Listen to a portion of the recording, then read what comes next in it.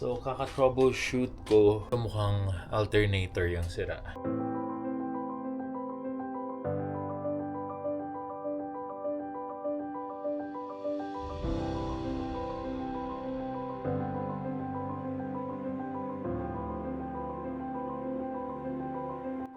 Hello fam! Good morning! Maayong buntag, maayong adlaw sa tanan, and welcome back to Alba Fam Bam YouTube channel. So, it's the weekend and supposedly fam, spring na ngayon. Ayan, welcome to Calgary Spring. And yan ang sumalubong sa atin. Although pa-cute lang siya fam. Matutunaw lang din yan pag nag-sunny ng malupit-lupit. Pero there you go. At actually nga, medyo may sleet pang nangyayari. Ayan o. Ulan, snow, slushy siya. So yun na naman ang paligid namin. And good thing, yung maintenance dito ay nakukumpuni talaga yung pathway. So wala talaga kaming problema. Yung nasabi ko sa inyong problema last time ng Odyssey ay na-confirm ko kasi na manual test ko ang alternator. Kasi meron yan, pag tatanggalin mo yung negative ng battery, pag namatay siya, may problema yung alternator kasi hindi niya na-charge. Pag hindi namatay, okay yung alternator. So baka may ibang problema. Ayun, so pag tanggal ko fam, namatay eh. So, alternator talaga. So, ngayon, pupunta ako kina Gilbert sa Chaparral. So, syempre, sasama na natin ang ating pamilya para makapag-bonding na rin dun sa isang very close ni Mommy, which is si Janine. So, yung mga kids din nila kasi fam, medyo kaedaran, panganay ng konti.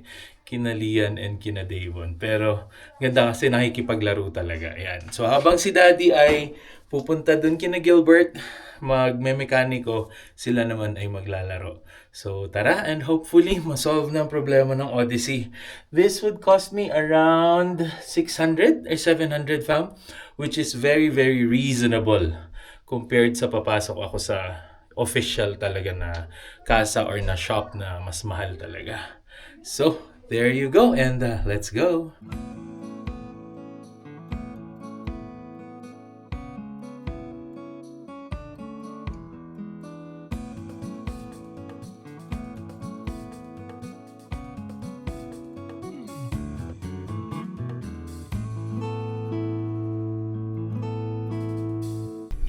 Ayan fam, so na-start ko na yung sasakyan. It's very weird kasi nawala naman yung battery sign. So it looks like parang okay na siya. Hindi ko talaga maintindihan. But then again, since naka-schedule na tayo dun kay Kuya, puntahan na natin.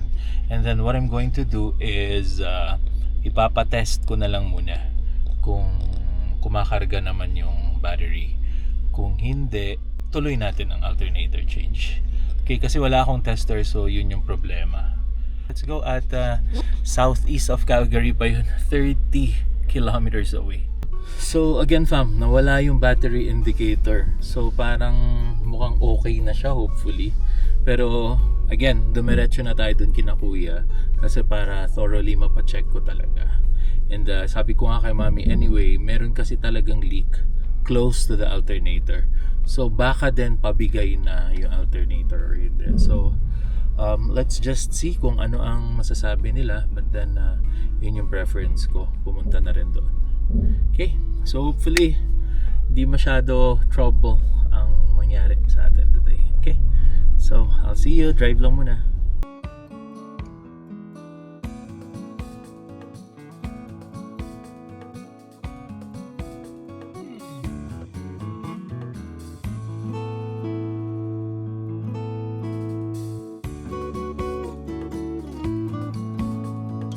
So nandito na tayo. So let's check with brother at kung ano nga ang problema ng ating Odyssey. And let's go. Dito na tayo sa kina Kuya Gilbert. Ayan, yung isang bestie nito ni Kuya Jimwell. So there you go. Tinitingnan na nila fam. At sabi nga ni Kuya Gilbert, yan si Kuya Gilbert at si Kuya Ron, meron talagang diferensya yung alternator. Tapos sabi ko nga yung battery indicator na wala. Pero ganun daw talaga. symptom niya na. So, kailangan ng palitan. Oo. So, buti na lang si Kuya Gilbert ay mabilis. So, shout out. May alternator na agad na available. At, Kung katulad nga sa atin na pwede yung parta ng carbon lang, okay na. Oo nga, no? Dito talagang isang buo. Ano siya, yeah. Pero mas okay na rin yung isang buo kasi parang maano mo siya na couple of years na naman babago. Ayan fam, so iwan na lang muna natin sila dito 2 to 3 hours daw and then balik tayo ulit. Okay, so see you later. Ayan si Kuya Gilbert. So, iba talaga yung feeling fam na parang family. Ayan, so tutulungan niya tayo sa ating van. So ngayon naman, papunta na kami ng Copperfield. So puntahan natin si Sis Janine and the kiddos. So makikipaglaro muna tayo sa ating mga friends. Since yung gagawin kasi fam, around 2 to 3 hours pa magagawa yung Odyssey. And of course, ayoko naman i-pressure si na kuya doon. Na nandun ako, kukulitin ko sila, tanong ako ng tanong doon mo kung ano-ano. So pabayaan na muna natin sila doon. Para magawa nila ng maayos and para relax din sila. So papahatid na lang ulit ako kay mami mamaya. Ayan ang mga kids, medyo bored na yan sila kasi kanina pa silang nasa sasakyan fam. Alam nyo naman, medyo mahaba ang biyahe natin pag papuntang south. Around 20 to 30 minutes talaga lagi fam. So malapit na tayo kina Sis Janine and we'll see you later. Ayan fam, so nag-order tayo ng pizza for our merienda. So nandito na tayo kina Sis Janine and Bro Jake. So Bro Jake, enjoy kayo dyan ha. Enjoy ka sa Pilipinas. Lagi ka na lang nandyan. Okay, so chill lang muna. Siyempre, lagi may pakain ng sister ko. Lumpiang sariwa ni tita. Ayan. Menudo to, no? Menudo. Ayan. Piestahan lagi dito, tita. That's it. Pizza's here fam. Hatid natin sa baba. Sa mga bata. Pizza's here! Pizza! Come on, let's eat pizza! Lian! Hi Lian and Kuya and Ates! Let's eat pizza! Okay, eating time ang mga kids fam. Pizza time! You say hi daddy! Hi daddy! Okay. Mapapa-deliver pa ni Kuya. Ayan, bait talaga nito ni Kuya Gilbert. So, dineliver pa dito sa bahay ni na Janine ang ating van. Kasi nga, family friends din sila. So, yung brother ni Janine yung nag-refer sa akin kay Gilbert. Hello! O Kuya, napakasimple lang. Simpleng-simple lang. So, Ayan. Okay. ang kulang na lang is yung may kulot ka? Meron akong kulant. Meron ako. No problem with that. Oh, yung host na ano nyo Kuya, nagawa nyo ng paraan. Yay! Ayan, no? Thank you very much. Ayan, fam. So, sa mga Pinoy friends natin dyan sa Calgary, ayan, ipa-plug ko na to si Kuya Gilbert. Ayan, no? Ano lang naman. Secret lang. Oo. Kaibigan lang. Yeah, mga kaibigan lang. Ayan, ha? So, tanong kayo fam sa akin. Comment down below kung merong mga problemang minor ang mga sasakyan nyo, kayang-kaya natin yan.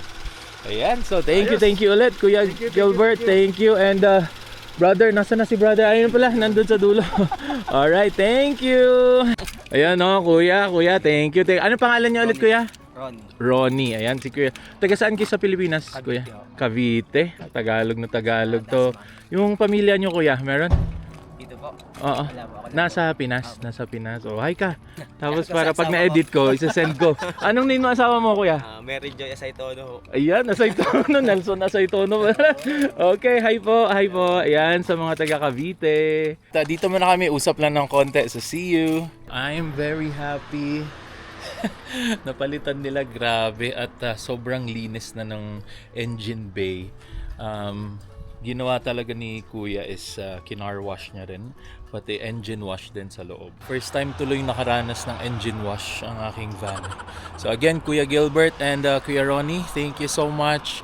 At sa uulitin, pag merong napansin ako ulit sa Sorrento or sa van, kayo po ang tatawagan ko. So, again, let's go!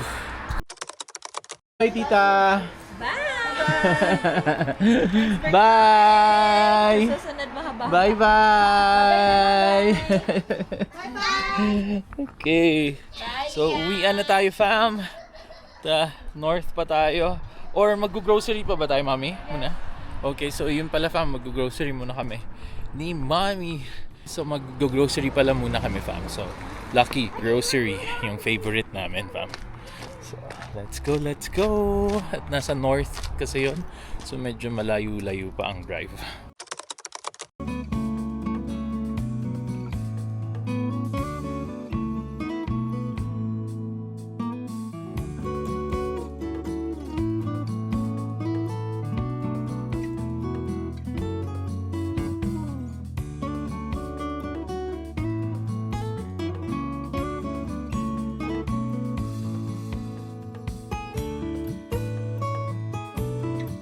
Ayan, fam. We're here at Lucky Supermarket. Dito sa Sunridge to banda, fam. So, dati medyo hindi masyadong madami yung tao. Ngayon, parang sikat na ata siya. Dami-daming tao. Ayan, oh. Puno yung parking. Ayan. So, nasa kabilang sasakyan si na mami. So, let's go, fam. And, fam, ito na ang season ng mangga. So, first victim agad. $4.98 per pound. So, bibili kami na to. Favorite.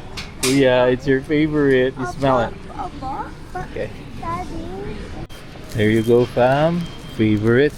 Tsaka mura lang siya, $4.95. So, season na ng mangga. Ayan, 2 balot yung kinuha ko. So, ito yung Pampanga pork. Lumpia. Shanghai mini, fam. Ayan. So parang ito yung lagi namin binibili dati sa Richmond. Ewan ko bakit $20. $20 di ba ito dati? Ito na mga nalala. Ako din eh. Pero sige, check out tayo ng iba pa. Marami namang brands, no? Yeah, how much yan, lab? Ano yan? $2.84, bok choy. Uy, Small pwede yan version. ah. Small Yan, version. yeah, go. Yeah, kasi tayo naman china-chop din natin eh. And fam, so kakagising lang ng 2 kiddos nakatulog sa biyahe. Yan, magkano yan? Yeah, for the bulalo. Pang bulalo. Sige. Wala na ba tayo niyan?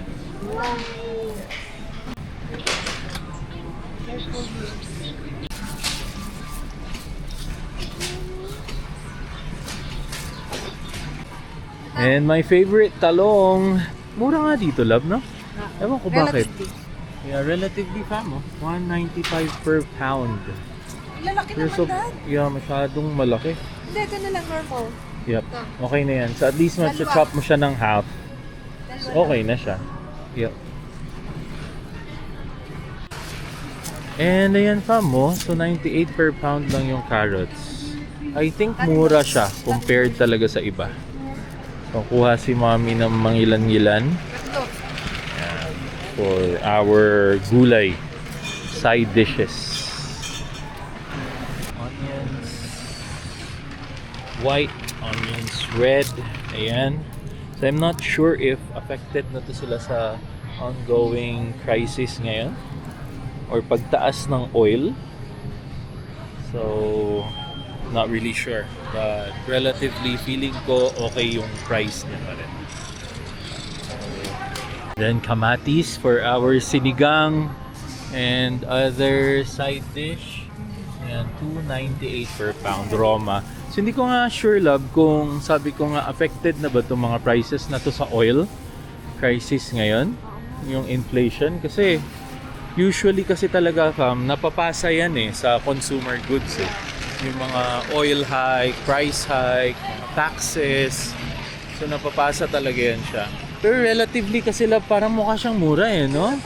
Mura pa rin siya eh, no? Ayun, so continue lang namin ang grocery dito, fam. At medyo maingay ang supermarket ngayon. So there you go, nandiyan ang mga kids. And we'll see you later. Okay, fam, and we're done. So magbabayad na. At mga cravings na naman ang nabili. So Rindy, magka-try si Donna ng Tipas Bakery. Shout out! Masarap to, masarap to. Pinoy na Pinoy. And then, ngayon lang ulit kami makakabili ng handisal. And bumili kami nito, fam. Tuna. Ayan, nakakamiss. So, for grilling to siya. Ayan. Ano pa ba? Ayan, yung mga normal. Mang Tomas, Coffee Mate. Oh, bumili kami nito, fam. Skinless hot pork longganisa. Favorite to ng mga kids. And syempre yung kaninang mangga, which is dun naman talaga ako very very excited. Ayan fam, we're done here. So, bayad na lang tayo. So fam, bilong-bilong moonsfish. Sobrang sarap nito, fried. Si mami hindi pa nakakatingin ng fried. Hindi ko nakilala. So, I'll introduce it to you. Yan na yan fam, di ko pala napakita kanina. So nawala na talaga yung battery indicator. So ayun fam, so sabi nga pala ni Kuya Gilbert, normal daw yun fam, kasi may something sa alternator na dumidikit. So minsan daw nakakadikit pa siya, so nawawala yung battery indicator. Pero once na nag-start na daw talaga yung symptom na yun, ay kailangan na talagang palitan yung alternator. So ayan, we decided na palitan. And again, thankfully, yun lang yung damage. Perfectly working na siya ngayon fam. Wala akong masabi. Biniyahin na namin from south to north of Calgary ngayon. So again, Kuya Gilbert and Kuya Ronnie, thank you ulit sa pag-ayos ng aking van. At a few years pa to ulit, sana, hopefully, bago kailangan i-ayusin ulit or i-check up ulit. Ngayon naman, driving na tayo papuntang Skyview at dadaan ako sa bahay ni na Bob. So isa to sa mga organizer ng upcoming gig namin, May 2nd sa Pacific Hut dito sa Calgary. So magkita-kita tayo, yung mga walang schedule pa, bakante kayo on that day, pwede kayong pumunta. Tara, let's go. The music more on leaning towards alternative and heavy music, pero yung set namin fam is more on the classic OPM songs like River Maya, siguro may Bamboo ba kami, Rico Blanco, siguro may Mayonnaise din kami. So iba-iba, hindi pa namin na-finalize yung set, pero yung sa mga nakakakilala na sa band ko, Arctic Ground, more on alternative talaga kami. And sometimes meron pa kami mga love song or soft songs. So, there you go. Kita-kita tayo. May 2nd, kasama ko ang aking mga kabanda. And of course, sina Alwin and Emma. Yan, si Alwin ang magda-drums. Kasama ko yan. And of course, si Jason, si Vincent, and ang new bassist namin, si Limuel. Ayan. So, magkita-kita tayo. May 2nd, Pacific Hut. So magpa-plug kami hanggang palapit ng palapit yung event fam. Ayan, so kita-kita tayo again May 2nd, Pacific Hut. Thanks again for watching fam. And of course, ano pa nga ba? Don't forget to like, share, and subscribe for our close to daily vlogs here in Canada. If you like all of this content, Buhay Canada, like and share and subscribe. So I'll see you on the next video. Hang loose.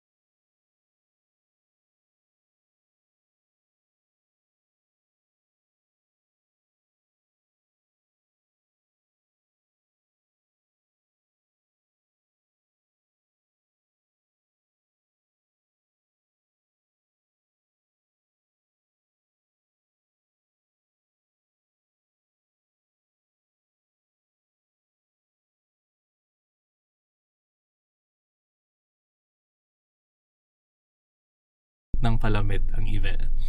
So magpa-plug kami hanggang palapit ng palapit yung event, fam. Ayan, so kita-kita tayo again May 2nd, Pacific Hut. So see you, and thanks again for watching. Thank you. And dito ko na rin tatapusin ang video. Thanks again for watching, fam. And of course, ano pa nga ba? Don't forget to like, share, and subscribe for our close to daily vlogs here in Canada. If you like all of this content, Buhay Canada, like and share and subscribe. So I'll see you on the next video, fam.